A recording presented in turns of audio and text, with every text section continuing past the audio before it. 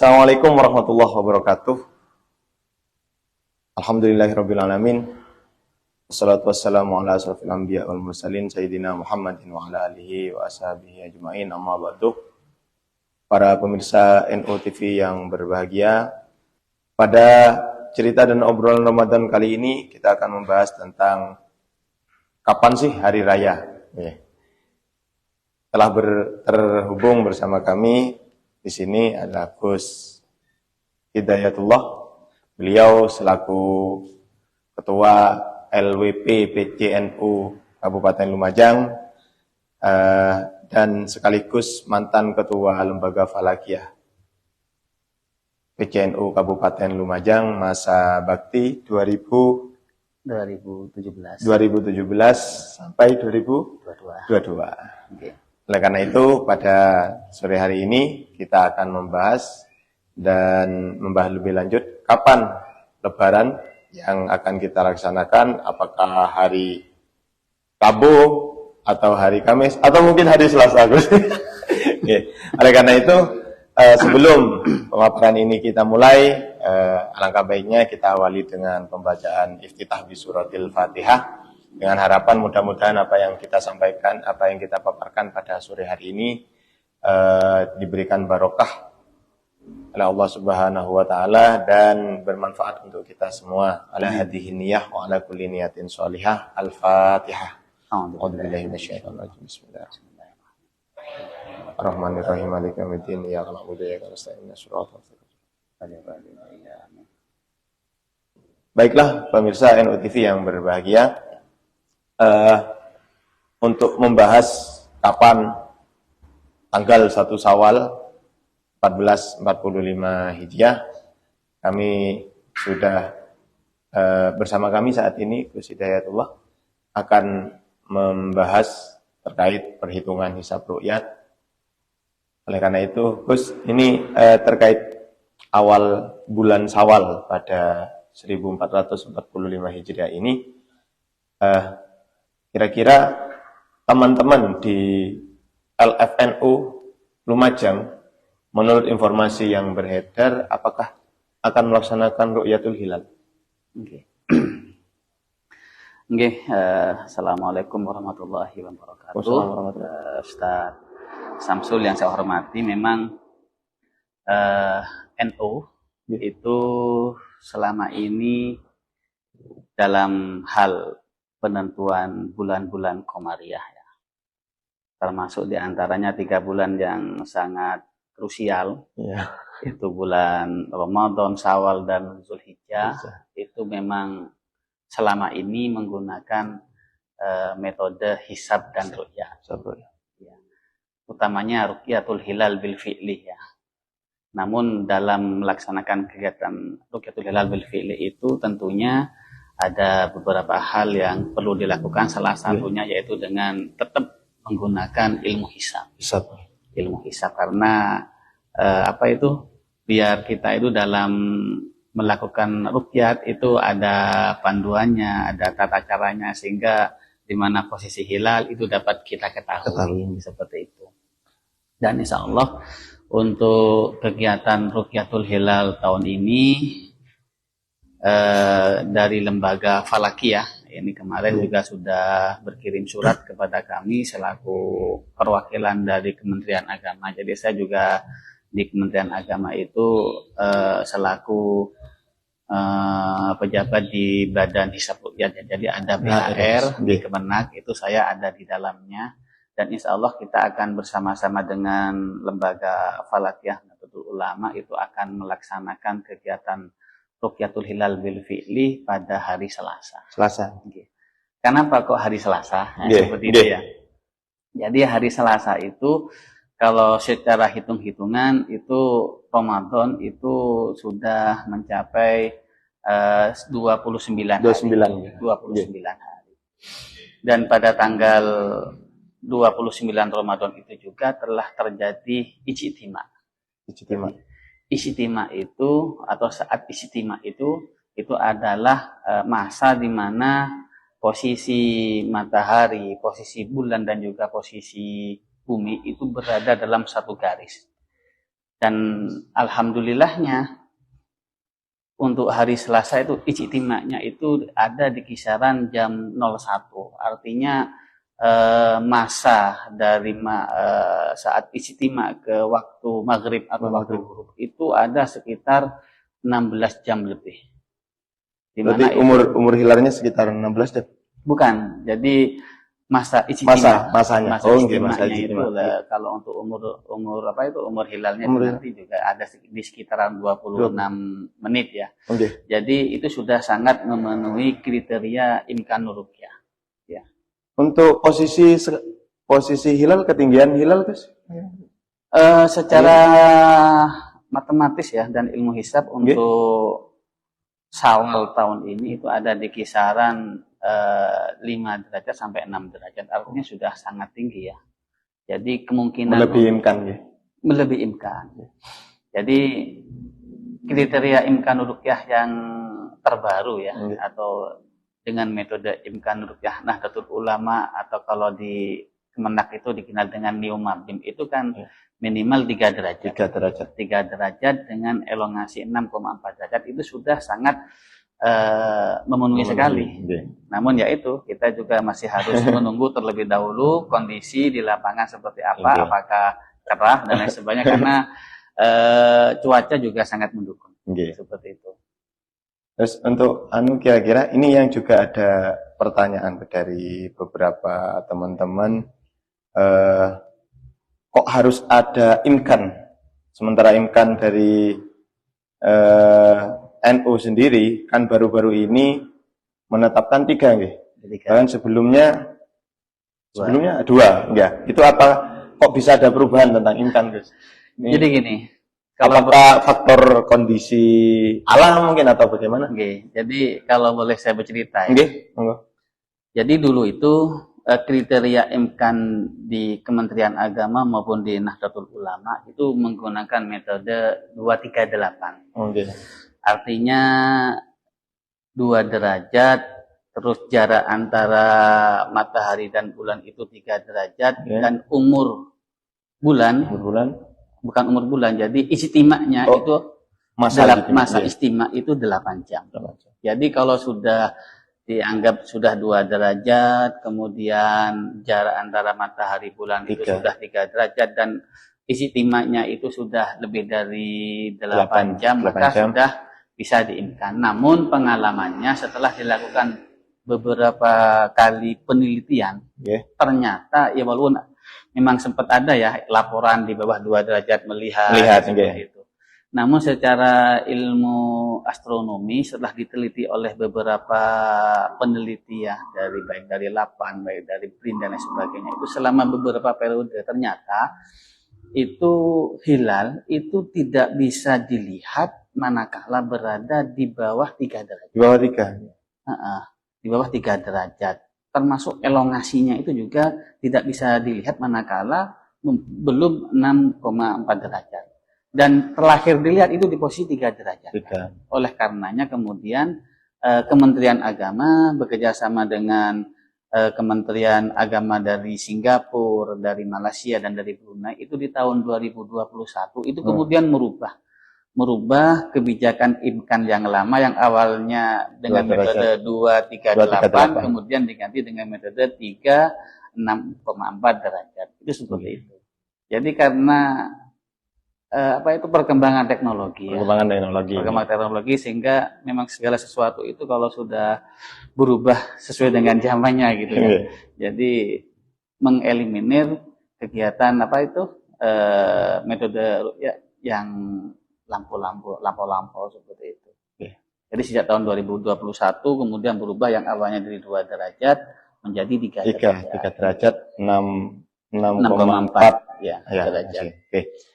Untuk kira-kira hari ini mungkin banyak yang bertanya, Gus, karena sepengalaman kami di bawah itu kalau terkait awal Ramadan itu tidak ada rebutan, tapi kalau awal-awal itu banyak. Nah, ini apakah potensi perbedaan itu apakah hari ini masih ada dengan saudara kita yang mungkin kita ketahui Muhammadiyah? Karena kemarin di waktu awal Ramadan itu kita Nggih. berbeda awalnya. Nggih, jadi memang metode yang digunakan ya antara NU dan Muhammadiyah itu kan berbeda. Beda. Nggih. Kalau Muhammadiyah itu menggunakan metode wujudul hilal. Wujudul hilal. Jadi berapapun hilal asalkan dia itu sudah wujud 0, sekian pun katakan sudah menurut ilmu hisab itu sudah wujud ya, itu sudah masuk tanggal 1. Oh, berarti kalau Muhammadiyah ini perhitungan awal bulannya itu menggunakan wujudul hilal. Wujudul hilal. Berapapun meski di atas ufuk nih, di atas asalkan dari 0 sekian derajat, 0 sekian derajat lebih sudah positif ya. Itu sudah awal bulan. Sudah awal bulan. Kalau NU, kalau NU tadi itu ya, jadi NU itu tetap menggunakan ruqyatul hilal bil fi'li. Kriteria imkan yang 3,64 itu hanyalah sebagai petunjuk saja. Petunjuk, ya. Jadi walaupun sudah 5 derajat misalkan atau 6 derajat, tapi di dalam wilayatul hukmi ya Indonesia, di Indonesia tidak ada satupun orang yang dapat melihat karena misalkan terkendala cuaca yang semuanya mendung misalkan ya, maka tetap akan digenapkan menjadi 30 hari istiqmal seperti itu. Jadi kriteria 3,3 dan 6,4 itu hanyalah panduan saja. Jadi tetap NU itu tetap menggunakan metode ruqyatul hilal bil fi'li seperti itu. Jadi manakala dari itu hari Selasa itu dari Merauke ya sampai dengan Aceh itu tidak ada satupun peruqyat yang dapat melihat, maka kemungkinan besar itu baik NU maupun pemerintah itu akan menetapkan tanggal 1 itu bulan Ramadan itu digenapkan menjadi 30. Jadi 30 istiqmal seperti itu. Meskipun ke dalam posisi hilal pun itu ketinggian hilal menurut beberapa teman-teman falak mungkin sudah memenuhi. Sudah memenuhi, tapi walaupun sudah memenuhi tapi tidak ada yang melihat, tidak ada melihat tetap istiqmal kan? Tetap istiqmal karena NU itu menggunakan metode ruqyatul hilal bil fi'li seperti itu. Okay. Selama pengalaman panjenengan Gus terkait ruqyatul hilal, apakah ada atau panjenengan sendiri pernah melihat hilal itu atau teman-teman mungkin? Saya itu melakukan kegiatan ruqyat itu sejak tahun 2021 ya. Okay. Sejak tahun 2011. Jadi waktu itu masih ikut-ikut di Kementerian Agama, itu masih sering ikut kegiatan ruqyat. Jadi kita itu di Lumajang itu memiliki dulu itu memiliki markas untuk kegiatan ruqyatul hilal itu di Pantai Meleman. Namun di Pantai Meleman itu setelah beberapa tahun kita gunakan itu selalu saja ada kendala, sehingga kita tidak pernah melihat di Meleman. Kemudian waktu itu Kementerian Agama baik dengan NU, dengan Kesra dan dengan lembaga ormas yang lain itu berpindah-pindah. Pernah di Pantai Kalbut Situbondo, pernah di Lapan Watu Kose Pasuruan, bahkan pernah di Condodripo di Gresik itu juga pernah kita itu melaksanakan kegiatan ruqyat itu di Pulau Giri Probolinggo pernah. Jadi selama saya itu melakukan kegiatan ruqyat memang secara pribadi masih belum pernah, walaupun ada ya teman-teman kita itu utama yang ada di Gresik itu pernah sering melihat di Condodripo itu sering. Cuman kalau di Lumajang ini beberapa pengalaman kami melaksanakan kegiatan di beberapa tempat itu masih belum bisa. Jadi di Lumajang itu ada beberapa tempat ya yang pernah kita gunakan, yang paling pertama itu di Meleman, Pantai Meleman. Namun sekarang sudah tidak kita gunakan. Terus kemudian kita berpindah ke Pronojiwo. Kita pernah di Pronojiwo, di Bukit Seriti. Bukit Seriti itu bukitnya bagus ya, posisinya bagus ya. Sehingga cuman akses ke sananya sangat sulit ya. Jadi naiknya itu kita butuh setengah jam lebih. Sehingga kalau pas puasa itu kita naik itu sangat perjuangan sekali. Sehingga tidak kita gunakan lagi. Kemudian kita berpindah ke Wodgaleh. Di Wodgaleh itu juga kita masih belum pernah bisa melihat. Karena gini, posisi Lumajang itu kan ibarat cekungan gitu ya. Jadi menjorok. Jadi ketika kita melihat ke arah barat, ke arah ufuk itu kalau kita pantau lewat teropong itu ada bukit gitu ya, ada pegunungan di sebelah barat, utamanya di daerah Tempur Sari, Pronojiwo dan Malang Selatan. Itu kita masih melihat hingga apa? Sehingga posisi kita itu sangat kesulitan sekali untuk melihat hilal, manakala ketinggian hilal itu berada di bawah 3 derajat. Jadi untuk Lumajang ini memang sementara ini masih masih agak sulit ya. Masih belum representatif lah untuk kegiatan. Berarti faktoran lokasi gitu. Faktor lokasi. Terus ketika sudah menjelang ghurup itu ya. Jadi jam 4 telah panas ya, jam 4 sampai jam 5 panas. Setelah mengghurup maghrib itu datang wes kabut. itu selalu terjadi di pantai selatan itu seperti itu.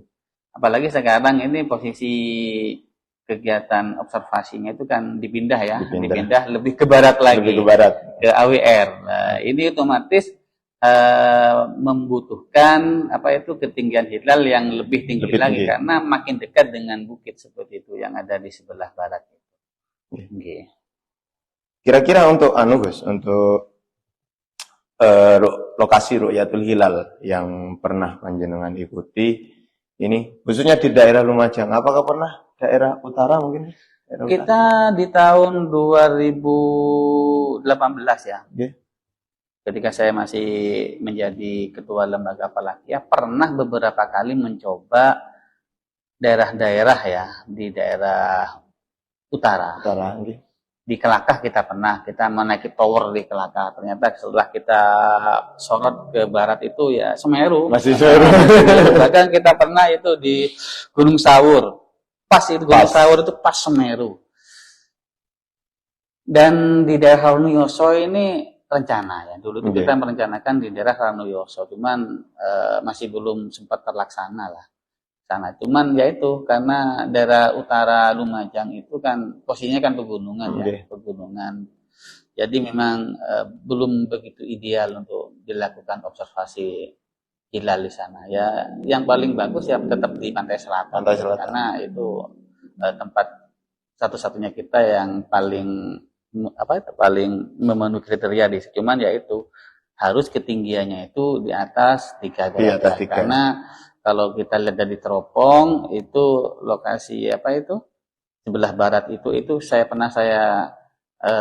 coba menghitung itu kisaran 3 derajat ketinggian bukit yang ada di Pronojiwo, Tempur Sari maupun di Malang Selatan itu. Memang kan selalu permasalahannya kalau saya baca tadi dari pernyataan panjenengan di beberapa titik yang dilaksanakan Ru'yatul Hilal di arah selatan itu, daerah selatan, pasti kendalanya itu kabut atau mendung. Kabut atau mendung. Itu setelah menjelang ghurup. Menjelang ghurup. Begitupun juga di Seriti. Seriti itu sangat bagus ya. Pronojiwo itu sangat bagus. Cuman ya itu panas jam, anggaplah saat ini ghurupnya itu sekitar jam 17.30. Jadi jam 17.25 itu masih panas, masih cerah, masih kelihatan. Jadi matahari itu mau tenggelam itu masih kelihatan. Namun ketika menjelang ghurup datanglah awan dari kabut dari selatan. Karena kalau menurut beberapa ahli hisab ya, para senior itu yang dari mana, yang ada dari Gresik itu, termasuk dari Kanwil Kemenak itu menilai kenapa kok di pantai selatan itu selalu terjadi seperti itu, karena faktor Gunung Semeru itu dan perbukitan-perbukitan itu memang menarik uap yang dari laut ya. Jadi dari laut itu ketika pertemuan waktu isi timaknya itu memang naik gitu kabutnya itu naik seperti itu. Ya mudah-mudahan aja di tahun ini ya. Ini karena posisinya sudah sangat tinggi. Mudah-mudahan bisa untuk kita sukses melihat hilal di Lumajang. Dan ini akan menjadi sejarah bagi kita kalau sukses itu. Karena selama ini masih belum untuk di Lumajang. Belum terlihat. Masih belum pernah melihat. Yang pernah melihat itu justru di Puger. Di Puger. Karena memang sudah keluar dari cekungan daerah Puger. Itu sudah keluar dari cekungan. Jadi terluar dari cekungan Lumajang itu daerah Paseban ya. Paseban itu sudah yang paling luar.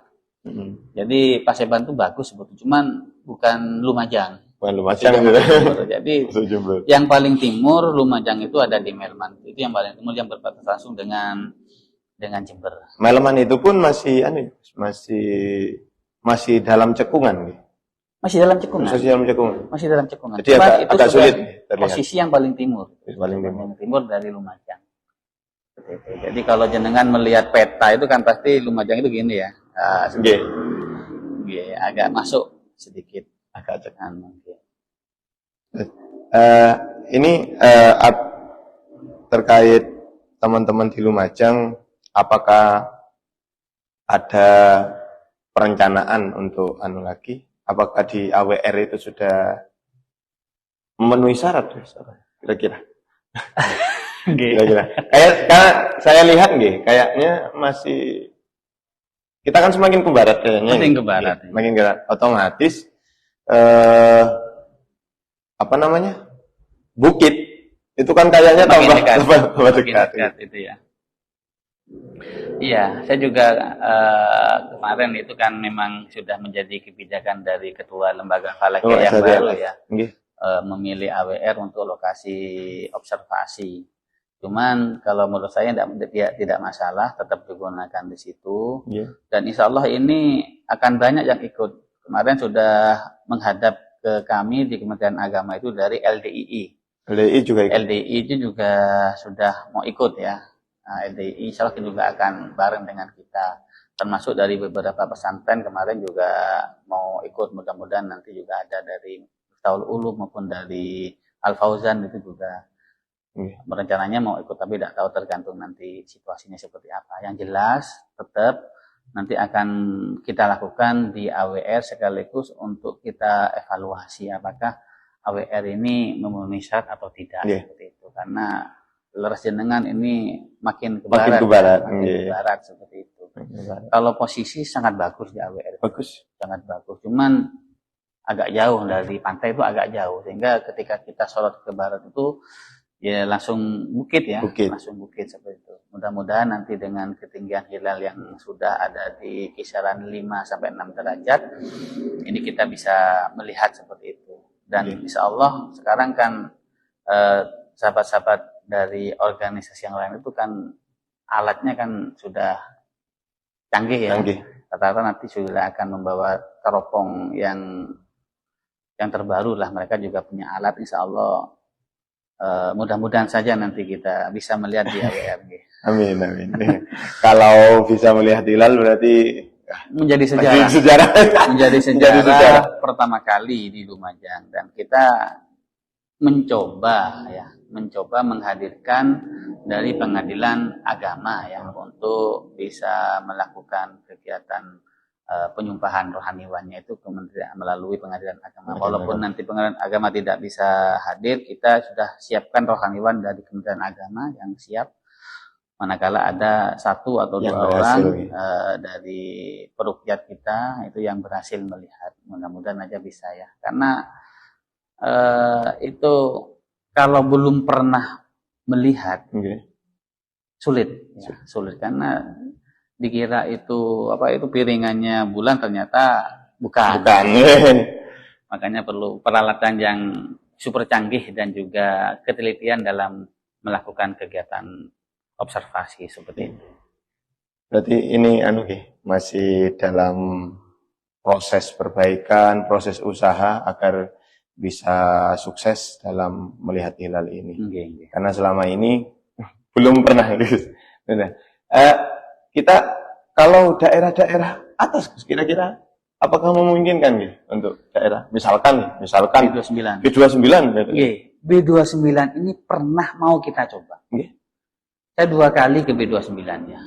2 kali ke B29 dan saya sudah juga komunikasi dengan senior-senior di lembaga falakiyah baik di PW ya maupun di PB itu boleh dicoba.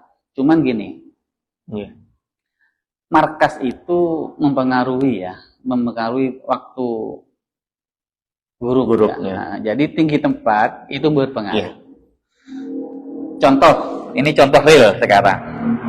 jadwal imsakiyah yang diterbitkan oleh Kementerian Agama dengan yang diterbitkan oleh teman-teman LFNU ini selisih satu menit. Nah, setelah saya teliti ternyata ada perbedaan tinggi tempat. Di mana kalau Kementerian Agama itu markasnya menggunakan Masjid Agung Kiai Haji Anas Mahfud di posisi ketinggian 56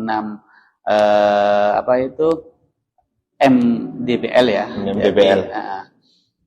Di atas permukaan laut, 56 meter di atas permukaan laut. Sedangkan LFNO itu tinggi tempatnya itu 90 meter. Markasnya di mana? Makanya 90 meter itu di mana? Karena itu mempengaruhi ya, waktu maghrib kita. Karena makin tinggi tempat kita itu melakukan observasi, maka maghribnya kan juga telat ya, semakin bertambah. Makin bertambah karena di bawah itu sudah maghrib, belum tentu di atas maghrib karena masih melihat matahari. Seperti itu. Contoh, kenapa kok di daerah-daerah yang ekstrim di wilayah barat utamanya ya di Argosari, Ranupani itu kan kita menambah waktu maghrib itu kan sampai 5 menit. Karena apa? Karena memang ketinggiannya seperti itu. Dihitung berulang-ulang kali pun memang kalau di tempat yang sangat tinggi itu waktu maghribnya berpengaruh. Seperti itu. Termasuk tadi jenengan menyampaikan apakah tidak ada rencana untuk mencoba kegiatan Rukyatul Hilal di B29 lah. B29 dengan itu ketinggiannya kan sudah 2.900. Otomatis itu yang lain sudah maghrib semua ya. Di B29 masih belum maghrib. Yang lain sudah mengumumkan bahwa ini sudah besok hari raya, kita masih belum maghrib ya, belum bisa menentukan karena posisi maghribnya itu masih belum sampai. Istilahnya kalau yang lain matahari sudah terbenam. Bagi di B29 itu belum terbenam. Jadi karena belum terbenam maka belum bisa melakukan Rukyatul Hilal. Padahal secara ilmu hisab itu kan lama hilal di atas ufuk itu yang untuk satu Syawal ini kan ada di kisaran 26 menit ya. Sedangkan penambahan waktu maghribnya itu lebih dari 3 menit. Nah, artinya apa? Yang lain sudah selesai melaksanakan kegiatan pengamatan hilal, kita masih belum.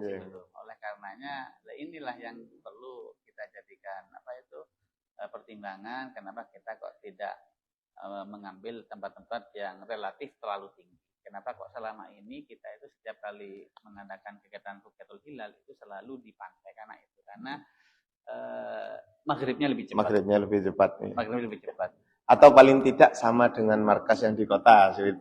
Sama dengan markas yang di kota. Seperti di Bondowoso itu kan di kota, di masjid ya. Kita masih belum mencoba apakah di Masjid Agung itu bisa apa enggak. Belum kita coba. Jadi tinggi tempat itu berpengaruh. Kalau di pantai itu kan maksimal kan 10 sampai 20 meter ya. DPL-nya itu. Kalau di Lumajang itu 56 meter. Ya. Makanya kemarin saya sempat bertanya-tanya, ini tinggi tempat 90 ini mengambil markas di mana? Sehingga Sehingga terjadi perubahan jadwal imsakiyahnya itu antara yang diterbitkan oleh Kementerian Agama dengan yang diterbitkan oleh NU. Saya coba amati, ternyata berpengaruhnya itu di tinggi tempat karena Kemenak itu menggunakan tinggi tempat 56 dengan markas di Masjid Kiai Haji Anas Mahfud di alun-alun. NU itu menggunakan tinggi tempat 90. 90 enggak tahu di mana itu berpengaruh terhadap waktu maghrib, waktu zuhur. Seperti itu. Walaupun masih dalam kriteria masih toleransi lah, karena toleransi itu kan 1 menit ya. 1 menit. Jadi masih toleransi. Jadi kalau misalkan perbedaannya 3 menit itu mungkin salah penghitungan ya. Cuman kalau misalkan masih toleransinya itu masih 0 sampai 1 menit itu masih bisa diterima. Karena dalam penghitungan waktu imsakiyah pun itu ada ihtiyat 2 menit seperti itu. Ya. Ini mungkin, ya itu menjadi jawaban Gus. Beberapa tahun ini teman-teman LFMU Senduro itu menyusun jadwal imsakiyah yang menuai protes dari teman-teman yang wilayahnya tinggi Gus, karena maghribnya agak mundur. Kalau enggak salah itu sekitar 3 menit. 3 menit. Ya, 3 menit dari markas Senduro loh. Markas Senduro. Dari markas yang di markas apa itu masjid di kecamatan itu dengan ketinggian yang di Argosari. Itu selisih, ya kandang tepus itu selisih 2. Saya itu pernah menghitung yang di Senduro itu ya. Jadi ada 5 titik yang saya hitung. Okay.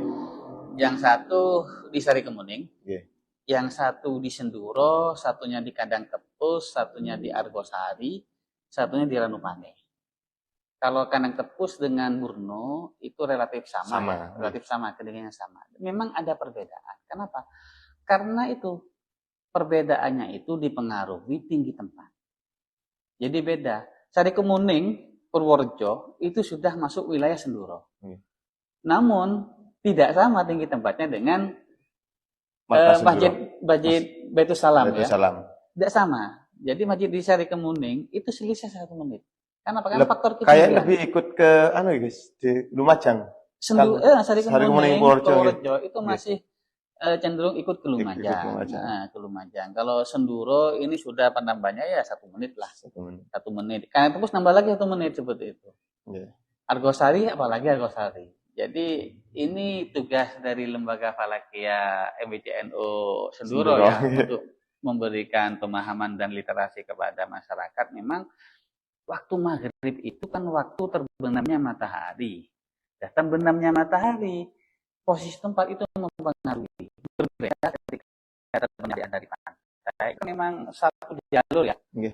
0 misalkan 0 derajat. Itu kan ketika matahari gurup sudah dekat maghrib. Tapi posisi yang ada di pantai yang 10 meter misalkan dengan yang 100.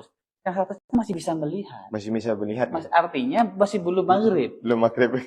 Jadi misalkan di pantai Bambang atau AWR itu sudah maghrib. Di situ belum maghrib. Kenapa? Karena di sana masih bisa melihat. Masih bisa melihat matahari. Masih bisa melihat matahari walaupun mataharinya tertutup oleh bukit-bukit. Semeru tidak kelihatan. Tapi tetap masih bisa melihat secara perhitungan ilmu hisab. Itu seperti itu. Kalau terkait imsaknya Gus, ini kan juga apakah ada pengaruh ya ketinggian imsak atau subuhnya lah kira-kira. Jadi kalau imsak subuh ini memang selama ini tidak kita tidak kita jadikan pedoman ya. Biasanya itu kita tetapkan ya. Kita tetapkan untuk imsak itu memang tidak ada perubahan. Jadi tinggi tempat itu tidak begitu mempengaruhi lah. Saya juga kurang paham. Mungkin kalau di sebelah itu kan kita sudah imsak, di sebelah itu kan masih nunggu 8-10 menit. Karena 18 derajat ya. Kita kan 20 derajat, kalau sebelah itu kan 18 derajat. Artinya waktu subuhnya itu ada selisih sekitar 8 menit. 8 menit. Ada selisih 8 menit. Jadi antara NU Muhammadiyah itu selisih waktu subuhnya itu ada di kisaran 8 menit. Lebih lambat Muhammadiyah. Makanya enak. Jadi puasanya itu bukannya itu kita ikut NU, terus imsaknya kita ikut Muhammadiyah. Wah, itu enak itu. Karena ada selisih 8 menit ya. Seperti itu. Jadi kalau untuk waktu imsak subuh itu kita memang selama ini tidak begitu merubah ya. Kita tetapkan seperti itu. Terima kasih Gus. Ini sudah sekitar 36 menit sudah bersama di sini. Untuk lebih jelasnya mungkin ini masyarakat pemirsa NU TV tentunya ingin sekali mendapat bocoran Gus, terkait 1 Syawal. Kira-kira perkiraan. Karena menurut sepengetahuan kami Ru'yatul Hilal itu yang menjadi patokan bukan hanya di Lumajang tapi di seluruh Indonesia. Apakah teman-teman yang lain mungkinkah bisa melihat hilal? Kalau dari ketinggian yang ada. Jadi yang pertama yang perlu kami sampaikan bahwa NU itu dalam menentukan tanggal 1. Yeah. Tanggal 1 kalender Islam ya. Itu menggunakan metode Ruqyatul Hilal. Artinya ilmu hisab itu cuma dijadikan sebagai pendukung. Pendukung saja. Pendukung saja. Ya. Jadi kita buang dululah jauh-jauh ilmu hisab lah. Yeah. Seperti itu. Jadi kita menggunakan metode Ruqyatul Hilal bil fi'li. Artinya apa? Artinya tanggal 1 itu tetap ditentukan oleh terlihat atau tidaknya hilal. Seperti itu. Dan di Indonesia itu penetapan tanggal 1 itu dilakukan atau ditetapkan berdasarkan sidang isbat. Sidang isbat yang dilaksanakan atau diselenggarakan oleh Kementerian Agama dengan melibatkan semua ormas Islam, ya diantaranya NU di dalamnya ya. Itu seperti itu. Jadi manakala seperti tadi yang saya sampaikan di depan, manakala di dalam wilayatul hukmi Indonesia, di wilayah hukum Indonesia ini, mulai dari Sabang sampai dengan Merauke, dari Merauke sampai Aceh di Sabang sana, itu tidak ada satupun peruqyah yang dapat melihat hilal, itu kemungkinan besar untuk Ramadannya itu digenapkan menjadi 30 atau istiqmal ya, digenapkan menjadi 30 seperti itu. Namun ketika kita melaksanakan itu kita kan ada ilmunya. Jadi tidak ujuk-ujuk kita melakukan kegiatan ruqyah atau observasi. Ilmunya apa? Ilmu hisab, ilmu penghitungan. Menurut beberapa metode penghitungan ilmu hisab, ya baik itu Nurul Anwar, terus Epimeris, terus dan lain sebagainya, itu memang untuk Syawal ini itu akhir Ramadan itu ketinggian hilal itu berada di kisaran 5 derajat sampai dengan 6 derajat, dan itu kemungkinan sudah bisa diruqyah. Artinya ketika ada satu peruqyah yang bisa melihat, itu sudah diakui. Artinya sudah memenuhi lah, karena kalau misalkan di bawah 3 derajat ada yang ngaku, itu masih dipertimbangkan. Ini beneran kok pas ngaku-ngaku. Karena nanti akan disumpah. Jadi peruqyah yang melihat itu akan disumpah oleh pengadilan agama.